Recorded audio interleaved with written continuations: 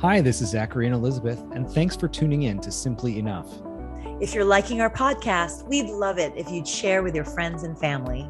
And then rate and review to raise our visibility and spread the message of enoughness. We love you, and remember, you are simply enough. Just as you are. Period. Welcome to Simply Enough, where we celebrate you. Because you are enough. Just as you are. Period. We've got an episode for you guys today. It's a hangout session today, everybody. Yep. Hang out so with us. We have these moments in life where we look back and we're like, well, we can laugh it off. What are you going to do? This too shall pass. Yep. And then finally, I just wrote characters. Then I just looked to the audience and I made this face and I mouthed, oh my God, I'm so nervous. And the audience roared with laughter. And it was so connecting. I am a trained American Sign Language interpreter and theatrical sign language interpreting. The audience, when they hear the word erection and they see a sign language interpreter, everyone's going to be like, how do you sign erection? You know what I mean? Everybody switch to YouTube. Yeah. I'm telling you right now. I know. We have derailed, haven't we? Welcome to Simply Enough. I'm Mr. Zachary Leonard. And I'm Dr. Elizabeth Ignacio, already giggly. Oh my gosh. We've got an episode for you guys today. So encourage you to right? if what are you going to do? Like enjoy a glass of wine or a beverage or something with us. And you're not driving right now. Yep.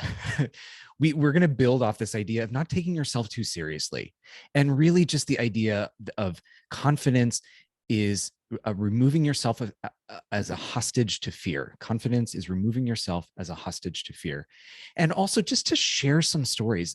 Elizabeth and I, we're still working through our insecurities, and we understand that this is a practice. And we have these moments in life where we look back and we're like, well, we can laugh it off, right? There were times when we just didn't take ourselves too seriously. And we want to share some of those with you today. So if you're in the car, and I will say one of my stories might get in the PG-13 realm. So if there are young ones in the car with you right now, maybe save this one. You can have a glass of wine or something later, or some whiskey or something. But we hope to just share some stories today and actually put into real stories what we've been talking about, just in terms of taking yourself not too seriously and unshackling yourself from fear of embarrassment, fear of laughter or ridicule, etc. So you good? We're good with that? I'm good. I'm ready. Okay. It's a hangout session today, everybody. Yeah. Hang out with us. Hang out with us. Okay. So one of the stories that I want to share, some of you, I think I have talked, although not too much, but I am a trained American Sign Language interpreter. I'm also a trained teacher of the deaf and hard of hearing. I got my master's degree in that, etc. Along the way, I had started to get into theatrical sign language interpreting. Some of you may also know I'm a performer. I like to perform on stage and largely plays and musicals. And so it was a nice marriage of the two. And there is definitely something theatrical about American Sign Language anyway, because it is very expressive. Its whole body, facial expressions is part of the grammar, etc. Anyway, so I was hired to be a sign language interpreter for a production of the 25th annual Putnam County Spelling Bee at Paper Mill Playhouse in New Jersey. Now, Paper Mill is a reputable theater, right? Often shows that are having a pre-Broadway run will stop in Paper Mill and transfer. So wow. This is a big deal, right? And because they are so good about their accessibility options, it's a little bit of an honor as a young interpreter to be asked to do this, because deaf patrons do go, and they have a Sunday. It's usually the Sunday of closing weekend that they do the sign language interpreting for the show. So anyway, for those of you that don't know, the 25th annual Putnam County Spelling Bee is a musical about a spelling bee. So high school age children are competing in a spelling bee, and each one of the contestants has their own storyline. Okay. There are 3 interpreters, and we take on different characters. Well, one of the characters that I had to take on was this boy, younger boy, who starts to enter into like his sexual awakening. Okay. There's a girl at the spelling bee that he starts to find attractive, and his body starts to respond appropriately, and it throws him off. He misspells a word, and ultimately he gets, he's no longer in the spelling bee. So it's all very funny and also heartfelt. It's a really lovely, lovely show. The opening of Act 2 is this character singing a song that's called My Unfortunate Erection. Okay. Okay. So, Okay. Yep. And, when I got hired to do the gig and we're doling out the characters, there's that moment of like, okay, can I do this? Like, obviously, it's very natural. The audience, when they hear the word erection and they see a sign language interpreter, everyone's going to be like, how do you sign erection? You know what I mean? All of our listeners are now switching over to YouTube right now. This is a shameless ploy to direct people to our YouTube channel, which I haven't signed it yet. So anyway, and there's there in the process, there's, okay, I'm a younger interpreter. I'm trying to establish myself in the deaf community. It's a beautiful community, but as a hearing person who grew up with really no connection to the deaf, it's a community you want to be welcome into, and like, you just want to make sure you're doing everything correctly by them. So there's that moment of like, should I do this? What if I do it wrong? Also, it's very public, and all those things, right? All those questions, which I think are all just indications of fear, all indicators of fear. These questions just keep coming at me, rather than just saying, this is the show. This is what you have to do to be a sign language. This is what you do, right? I was stuck in that place of like, am I not strong enough signer? Or like, who's going to be there? What are they going to think of me? Et cetera, right? All of this. Well, luckily my director was like, you don't have a choice. You're doing it. Okay. And we had practiced and everything. And also as a performer, I know that when you say a word again and again, as a performer, you have to change your intention. There's a reason why you're saying it more than once. So I had to think of quite a few different ways to demonstrate an erection. Oh, okay. Okay. So it gets like the layers upon layers here, right? Okay. So fast forward to the performance, and the gentleman who's playing the role is playing a very subdued performance, or his interpretation is somewhat subdued. So during this song, I'm not sure that the energy in the room was as lively as he had hoped, or in what was going on. So of course, I now feel 2,000 pairs of eyes on me, right? And you're not supposed to pull focus as an interpreter. It's supposed to be about the performer. But that's not what's happening. Everyone's watching me sign this erection song. And I am as red as the background behind me. Which is a fully red wall. Fully everybody red. Who can't see. Okay. Little part of me is dying inside. And the other part of me is like, fuck it. Who cares, right?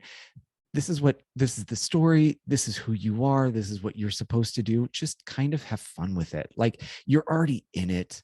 Just go. You know what I mean? What are you going to do? What are you going to do? What are you going to do? Yeah. What are you going to do? And so anyway, the quote unquote, oh God, this is such a bad pun. The erection song builds and grows. And grows. I told you, get some wine or whiskey.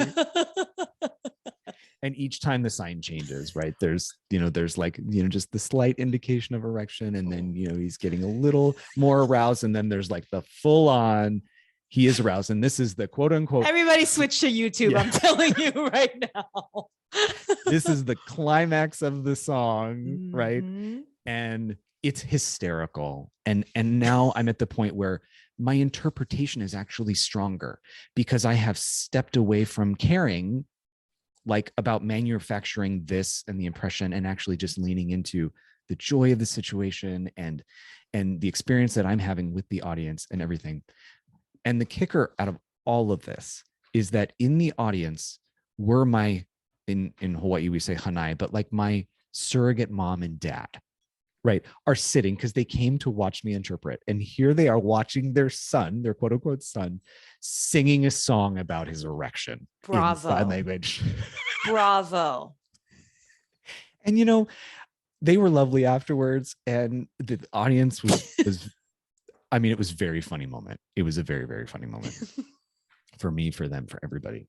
And I got a lot of comments from audience members afterwards. And I kind of just threw my hands up in like a beautiful way of like, this is what ultimately was I afraid of. And, Right. and two, once I just stepped away from all those questions of I'm going to be embarrassed, can I do this, etc., and just like enjoyed the moment. Mm-hmm. This is now one of those salient memories in my life of like, I found confidence, but I also just found fun. And I was just going to say that. Exactly. You know, the fun that you would have missed out on by living in the stress and living in the anxiety of trying to avoid the moment, right? Yep. Just dive in. That's right. I was trying to think of another pun, but I'm glad I didn't come up with one. I couldn't think of one. And on that theme, there you have yet another story. I do. Oh my God, this one's a little bit worse. So if you've stayed with us up until now, judge. We don't have to judge bad or worse. True. Just Thank you. Enjoy. So it's That's another the point, right? Is that we don't need to judge good, bad, worse, right? Right. Yes.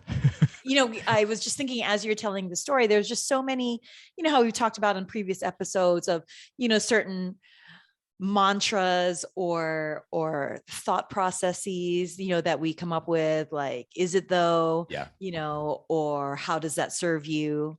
You know, another thing, you know, other thoughts that came in my mind as you were telling that story is just, you know, what are you going to do? What are you going to do? Right? What are you going to do? Like, it's part of the script. That's part of your job. Just go with it. What are you going to do? Go with it. And this too shall pass. Yeah. Right? Yes.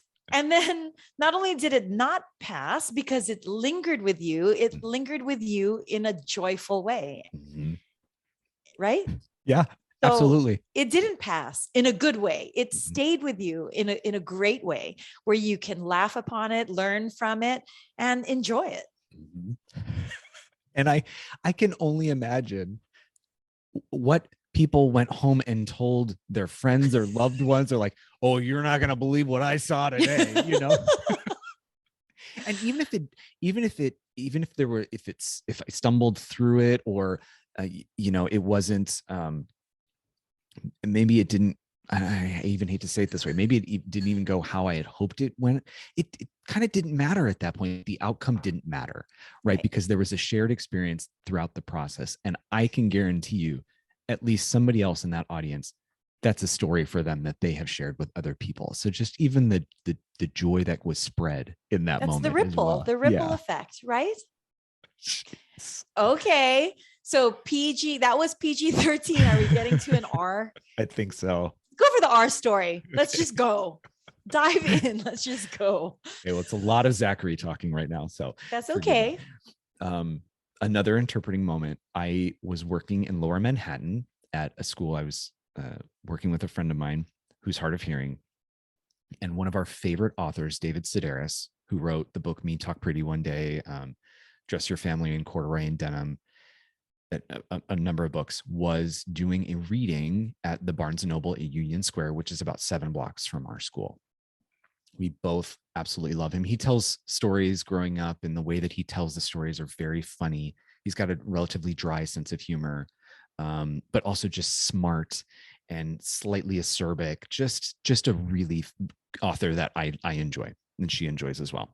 So she came up to me and said, do you want to go to this? Well, it was like the day of. Okay. And he's a very popular author. So I said, sure. And she goes, well, can you call them and say that you'll be my interpreter, that they don't have to provide services, which typically they would. They don't have to provide services as long as they can help guarantee that there's going to be a seat for us. And I said, I can do that. I called the Barnes & Noble, arranged it. Fantastic. Grossly misunderstanding how many people would be there and how long those people had been waiting to get into the event. Okay. So we walk in, and I would say there's probably 1,500 to 2,000 people. Oh my goodness. Lots. And they'd been waiting a long time. So there's an expectancy and anticipation that's been built up. Yes. And he's got a book release, right? So, they're excited. They want to get the book. They want to hear him read from the book, et cetera. So we show up, I find the coordinator. The coordinator walks us to the front of the book signing line in front of all these people. We go right up to the front. And of course it's, who are these people? What are they doing? Blah, blah, blah. And this event is now like unfolding as it's happening. And I'm like, oh my God, I have to interpret in front of all these people. He's going to be doing a book reading. That's one of the hardest things to interpret, because often there's idiomatic language in it, and that's very difficult to interpret on the spot. And so I'm just like, it's starting to kind of like unfold in front of me. We go up to the table, and my friend gets a book signed by David Sedaris, and he's talking to her through me, right? And she asks for another book for her friend Zachary. She doesn't say Zachary is the interpreter. She just says Zachary. And David says, well, your friend Zachary, is he gay? And she says, yes, kind of like confused. Yeah.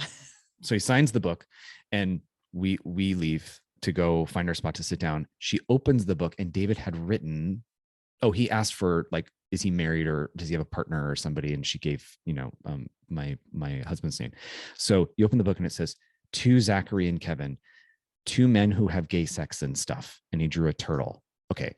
Now I'm dying, right? Because he has no idea who, and this is just like classic David Sedaris, right? To say something just off and whatnot. We can edit that out too, if we want to edit that out. So anyway, so we're enjoying the moment. We go down and we find out that she is sitting dead center. And oftentimes interpreters are kind of off to the side so that they're not in the direct sight line of everyone. Like you kind of have to turn a little bit, but they put her directly center, and they put me directly in front of her. So the entire audience could see me as they're watching David Sedaris at the podium. So I'm on the floor. He's on a raised platform. And he's very funny, and it's going along. And he gets to a part of reading a chapter from his book, and he's... I still can't. You're turning red now, and that's okay. I'm going back into that same moment of the like, did I just hear what I think I said? And now I have to interpret that. He says, he's talking about something, and he says, it's like walking in on your brother getting a blowjob from your social studies teacher. Okay. First of all, as if that's a common occurrence, as if people can tap into that, tap into that imagery as an experience. And then, okay. So a lot of things going through my mind, which is like, I can clinicalize this and make it so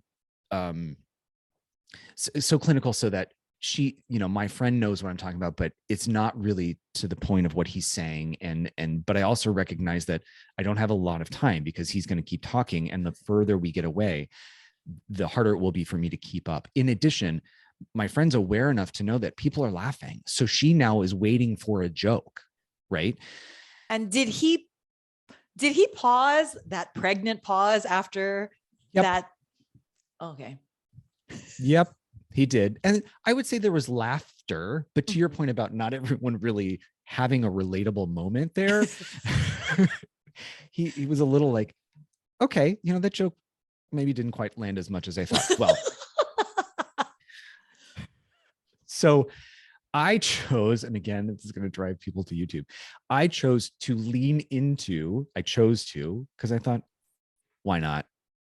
What are you going to do? What are you going to do? What are you going to do? This too shall pass. Yep. To go into the more visual representation of the interaction between brother and said social studies teacher. And that visual was very funny. I mean, it was very, very funny. It was more of like a head bobbing. Oh, everybody needs to turn to the YouTube. I'm sorry. Everybody needs to turn to YouTube. Okay. And then, of course, like, somewhat laughter for his joke, and then raucous laughter after I did that. And then he makes a comment like, you guys are all laughing at the interpreter now. And of course, that's laughter. And I am now even more red than my background. But I'm also just same place of just like, what are you going to do? So I just ask, yeah. semantics, or maybe it's not semantics is the actual correct word. Is there, when you were saying like you decided to lean into the visual relationship, why is there like a sign language motion specifically for the word blowjob, and you therefore instead decided to, shall we say, elaborate as opposed to using, say, spelling it out, BLOW kind of thing? It's like clue me in here a little bit more. So I can really step in your shoes of that moment. I will put it in more English terms. So there would have been opportunities for me to essentially say the equivalent of like fellatio. Okay. Okay. Which would, I know we have derailed, haven't we? Okay. Either no editing to this episode or lots of editing to this episode. We have to edit the episode. The episode will be like, hi, everybody. Welcome to Simply Enough.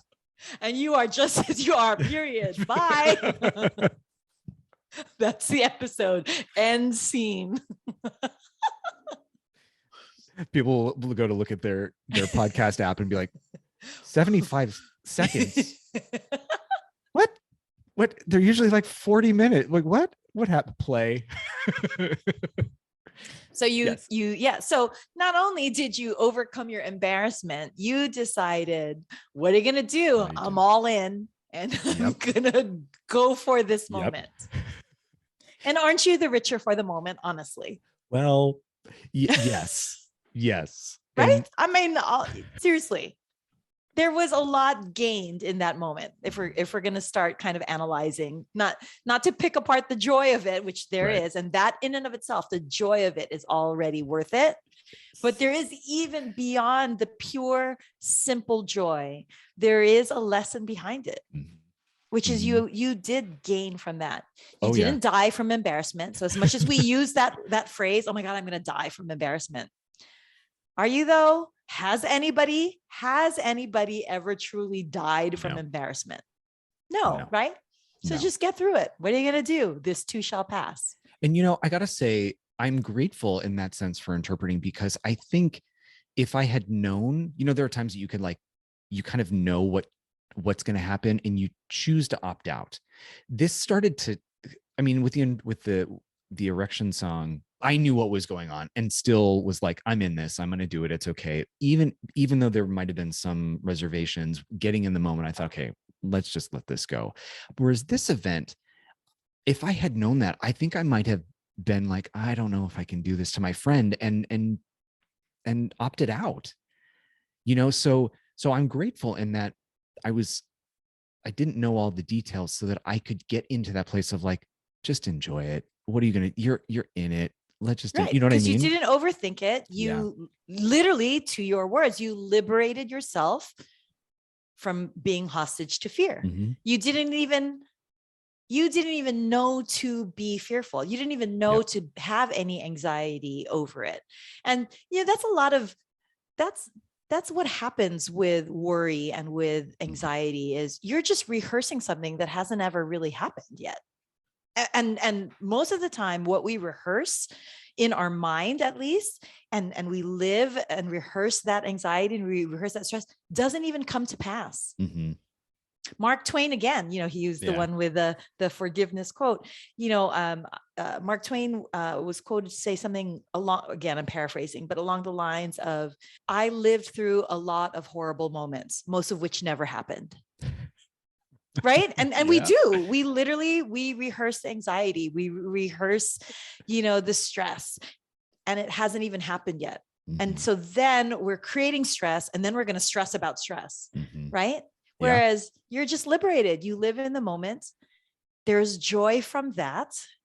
There's lesson in that you didn't even have to overcome anything because you didn't even know. Right. And yet you still survived. Yep. You survived that moment where it could have been embarrassing, or maybe it was, and you could have been mortified, but it passed already. Mm-hmm. You went through it, you lived in it. It was actually joyful. It actually brought joy to others.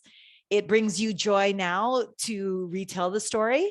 It brings me joy to hear it. I mean, it's just so much was gained by just saying, what are you going to do? And you just go with it. Mm-hmm. And I got to say, they recorded it. So it's in the archives.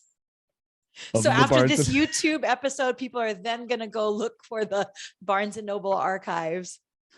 What are they going to Google? Sign language, getting blowjob from social studies teacher, sign language. That's Sedaris. A lot to Google. That's a very specific Google. Don't do that. Who knows what's going to come up? Please don't. It's a very specific Google. But no. I mean, you're absolutely right. And I think in those moments is reminded that the feeling of embarrassment can be somewhat invigorating in a way. Like, embarrassment has a pejorative connotation to it, and it didn't feel that way at all. It was like, yep, this is where we are, and it's kind of awkward, but I don't care that it's awkward, or I'm enjoying that I'm in this place, or like, you know what I mean? So it also removes the meaning and the gravitas that we put on the word embarrassment and being embarrassed. Exactly. When that is like, if we put meaning on like, oh my God, that is the worst thing ever, I will die from embarrassment, then yes, that is something to be fearful of and try to avoid. But if we peel away the meaning we've put on it and the beliefs we have about embarrassment, and instead just look at it being like, oh my God, that was an embarrassing moment, we can actually even laugh at it. Yeah. Or even forget it because it doesn't have any meaning. And so we don't even remember it, years later. It's the power that we put on our belief of what embarrassment is that, keeps us hamstrung from doing anything. Good word.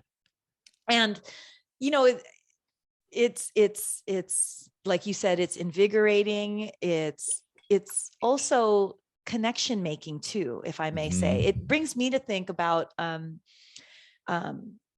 I did 2 charity concerts, piano concerts. And it was, at the Symphony Concert Hall here in Honolulu, raised lots of money. Hooray for a great cause. But I'm not kidding myself. Just because I did 2 piano concerts does not make me a concert pianist. And literally, we might've talked about this in a previous episode, like the anxiety that it provoked in me because I'm not, a concert pianist. I was classically trained, but that was long time ago.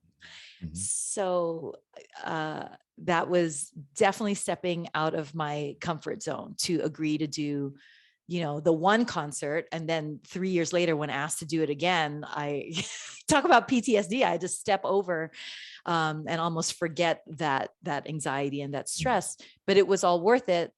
Not only because of, the money that was raised for a really great cause, but there was definitely a connecting moment. And what I mean by that is, for the first concert, and I literally, there's no exaggeration, I hadn't touched a piano key prior to preparing for that concert.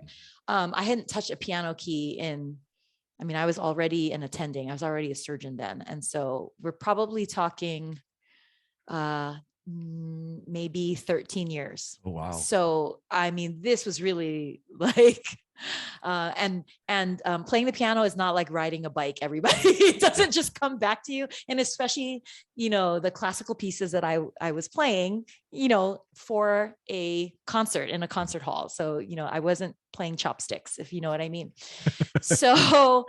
So I was just extremely nervous, and the MC for this concert was super, super gracious. And in introducing me to the audience, we have Dr. Elizabeth Ignacio backstage and blah, blah, blah. And she talked about me personally and professionally and, my connection to this non-for-profit. And she said, she is very nervous back there. And, she said, Dr. Ignacio said that she'd rather, be doing 1,000 surgeries blindfolded than do this. But because it's a good cause, she's doing it, but please give your aloha and your love and welcome Dr. Ignacio to the stage and to the piano. And that was I was grateful for that because that was already disarming. And created a connection of vulnerability. And I think that's really how most of us actually connect, is because we recognize the vulnerability in each other. And that's what levels the playing field. So I'm grateful for, and still grateful for, the very, very warm reception welcoming me to the stage and to the piano. But I sat down and, it was very serious. The lights are down, the spotlight's on me. And this was my first piece, was Beethoven's Pathetique Sonata. And it's a very heavy, laborious song. And or piece, I should say. And I was nervous, and I just sat there for a little bit and I had to catch my breath. And then finally I just, as we say in the theater, broke character, because then I just looked to the audience and I made this face and I mouthed, "Oh my God, I'm so nervous." And I made this face and I rubbed my hands on my lap, and the audience roared with laughter. And it was so connecting. And it calmed me down so much to acknowledge my discomfort. And one could look at that moment as an embarrassing moment, because here I'm making this contorted face and my hands are sweaty and I'm rubbing it on my dress, and I admit to them that I'm embarrassed and that I'm nervous, and that one can judge me to be like, God, what an embarrassing moment that she didn't keep her composure, and she had to do that. And then, but that's not how I see it. I see it as, what are you going to do? I'm nervous. I feel better if I voice how nervous I am. And now I go, let's go. And I got through my 2 pieces, and, and then again was asked to do a concert again 3 years later, because it was successful. And it's embarrassment can actually be connecting, as opposed to, shame creating. And it's fleeting. And for anybody who holds that fleeting, embarrassing moment against you, they ain't your people. They're not your friends. And so back to what we, talked about in the last episode, let them go then, because they're not your people. If they're going to hold a singular embarrassing moment as something that defines you and judge you. I have to talk about when we were talking about the meaning of embarrassment. Thank God Gracie says I can talk about anything that I want to talk about. Gracie knows that I learn so much from her. It's funny that she's my daughter, but I swear I want to be Gracie when I grew up, relative to just how she approaches life. And there was this one soccer game, and this was a few years ago, maybe 3 years ago at this point. And she had a soccer game and Mikey had a soccer game. And here in Honolulu, we have a soccer complex where there are 20 soccer fields. So I happened to be, and Gracie's game finished first. So I had already gone to the car, and Gracie, the game was over and she was headed to me, and Mikey, his game was also finished, but he was further away. His field was further away. So Gracie got to the car before he did. And she gets in the car and she's laughing, and she's like, "Sorry, Gracie, that I'm telling the story, but you said I can tell any story. Plus this story didn't bother you. That's the whole point of this story, Gracie." So she gets in and she says, "I have stains all over my shorts because I got my period." And I cringed, and I'm like, oh, and her coach is a male coach. Yep. Shout out to you, Coach Craig. We love you. We have a male coach. And I was like, "What did Craig say?" And she goes, "Yeah, Coach Craig didn't say anything, but, I knew that I had stains, and I had teammates, not only my own teammates, but players from the opposite team." Oh God. pulled me aside and said, "Hey, Gracie, you know that you have stains." And I was like, "So what did you do?" And, my eyes are like, I look like a cartoon character because my eyes are bugging out of my face and they're like spinning 360 degrees. I look like a cartoon character. "What did you do?" And she's like, "Oh, I laughed it off. I mean, actually, I'm pretty sure she said, 'What are you going to do?'"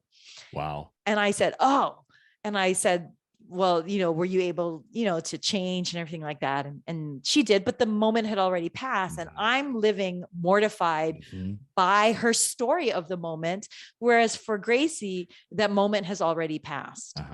But not only that, I said, "Okay, well, after, we'll drop Mikey off at home and then we'll go to Long's, to get you, what you need." Cause she said, "Oh, by the way, Mom, it came early, so I need to buy more, sanitary napkins or whatever."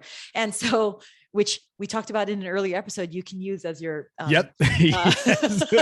happy pads. Yeah, happy pads. Anyway, but back to so I'm like, "So we can do that, but we won't say anything to Mikey." And she laughed. She's like, "Oh no, I already texted him. He laughed." And I just learned something in that instantaneous moment, which is I was putting baggage on her by my reaction to the moment, and putting baggage of like, "Well, we won't talk about it, sweetheart. Like, we won't say anything in front of Mikey, her younger brother." And she was like, "Oh no, I already texted him. He laughed."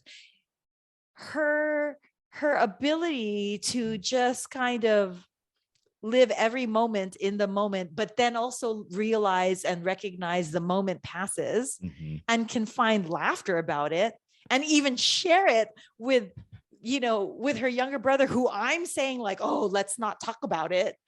I put the baggage and I put the meaning on the moment of embarrassment, when for Gracie, not only had it already passed, and not only, by the way, is it natural, she's a girl and this happens, and she's, a teenage girl at the time, and this stuff happens, shit happens. I put the baggage on her. And I learned something from Gracie, from that moment and from that story of how, we don't have to live life fearful of embarrassment. Life isn't perfect and shit happens. And, we talked about the cerebral mantra of, is it though? And how is it serving you? And that sounds, quite academic and psychological. Well, I have another phrase, which was actually already mentioned. Everybody knows about what a bucket list is. Well, you know what? I'm 51 years old. Fuck it. What's my fuck it list? What am I going to do now that I'm 51 and not care? And you know what? I think actually that's going to be homework for me today because of this episode. I'm going to sit down. I'm going to come up with a fuck it list, which is like, do you know that I've never worn bright? You and I, at the beginning of this episode, our pregame locker room warm up, we were talking about how red is, my favorite color, and how and I enjoy wearing red. And, but I have never worn, the classic, candy apple red lipstick. I just feel like that's too much. And what will people think of me, that I'm, calling attention to myself, because that's an attention seeking color. So I've actually never worn it. And you know what? I'm going to wear it. Fuck it. I'm going to wear it.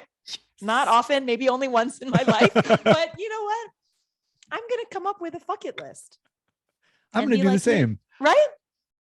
Life is to be lived. Yeah. Life is to be lived. And we cannot rehearse the fear, and we cannot rehearse anxiety, and we cannot rehearse worry. Yeah. Because that does nothing, right? There's that other saying, worry is like being in a rocking chair. You can have a lot of movement and a lot of energy to that rocking chair, but you ain't going nowhere. Same thing. Yes. So why be fearful of embarrassment? Yes. There's so much to be gained by getting over, getting through, getting past a moment of embarrassment. And you just you had a Nightbird moment with Gracie. You literally had a Nightbird moment where, the judges were asking her questions, assuming things about her life, like, "Oh, it's got to be so hard," and blah, blah, blah. And she's like, but no, like she just very confidently just reframed them. Gracie did that for you. Yes. Right. And then now you have this everybody connection. listening that's new. Nightbird is episode like 9 or 10. Go listen. It's a good one. It's a great one. And in a previous episode, you also talked about suspending yourself from the outcome, and that moment of you. I love the visual of you, kind of rubbing your hands on your legs and turning to the audience and saying, oh my God, you invited a connection in with them. You did that, right? So now they are with you, and you now know that they're with you, and it doesn't matter how you play, because at that point it's not, I don't even want to say it was an us or them, but it's like, it's me versus this piece, or, oh my God, what if what if? No, it's now I have supporters. I have people with me, right? That are come with me through these next 3 minutes of torture for me, at least. Join me in this moment of angst, but join me, and then I won't feel so alone. And the audience doesn't have to be, on their best behavior because this is a classical piano concert. Dun, dun, dun. No, let's all everybody go along for the ride. Yeah. Because this too shall pass. Let's laugh about it. Let's relax about it. And write our fuck it list. And that's right. And write our fuck it list. First grade teachers are going to understand this, kindergarten teachers, and anybody that's had children go through the like 6, 7, 8-year-old age, that we call that the what if period.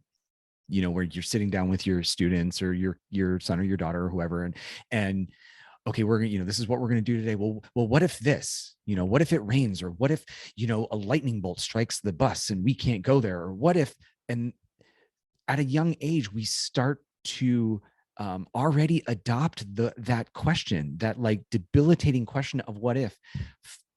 So what if? Right. And in fairness, that's how our evolution wise, I'm not getting religion in everybody knows that I'm actually quite spiritual and religious, but still there's no, like, evolution wise of the brain, our brain is trained to keep us safe and be in and find comfort. And what is familiar is what is thought to be safe. And what we're trying to challenge is, no, but let's switch our mindset. Let's train our mindset and peel apart and peel away what is safe, what is comfort, and is familiarity truly safe.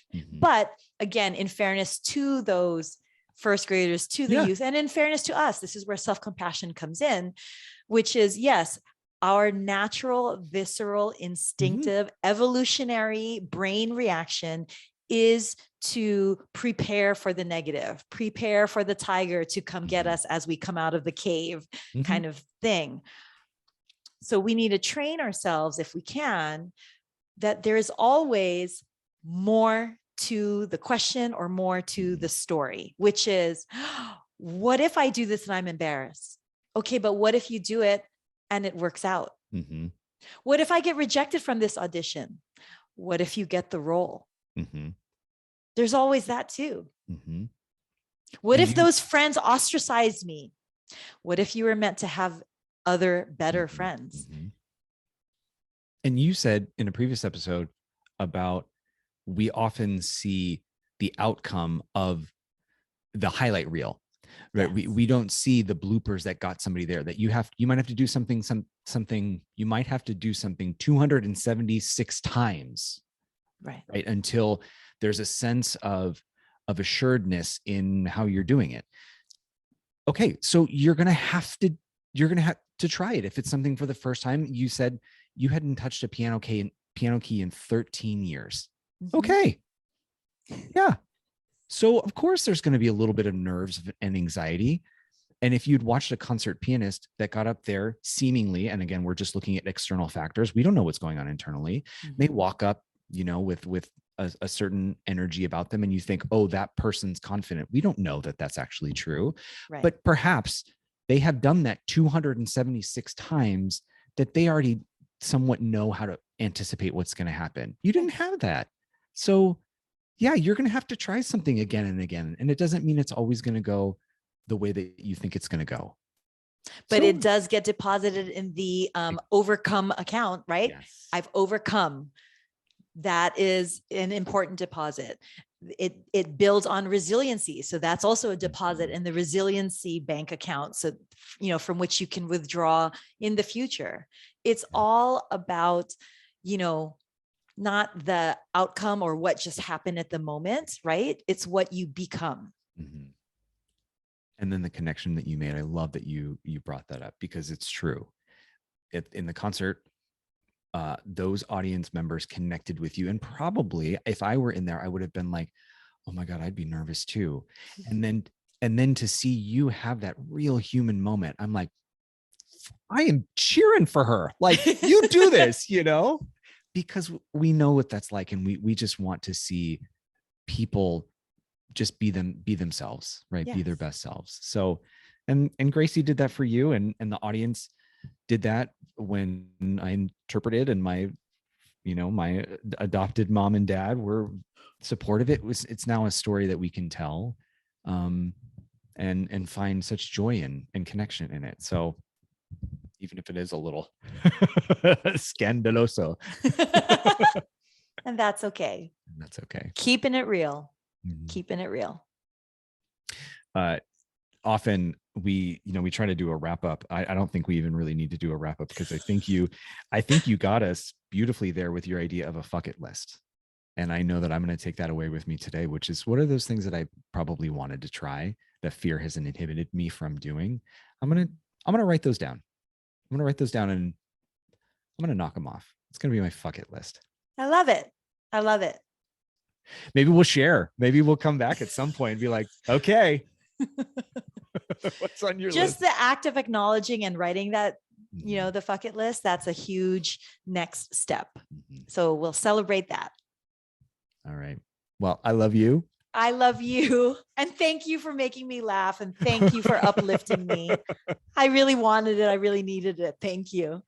Well, good. And I hope all of you listening found some laughter in our stories, and do check out our YouTube channel if you do want to see some of the visual accompaniment to the stories. But as always, we say it again, and we will never stop saying it. You are enough, just as you are. Period. Love you. Love you. Bye, everybody.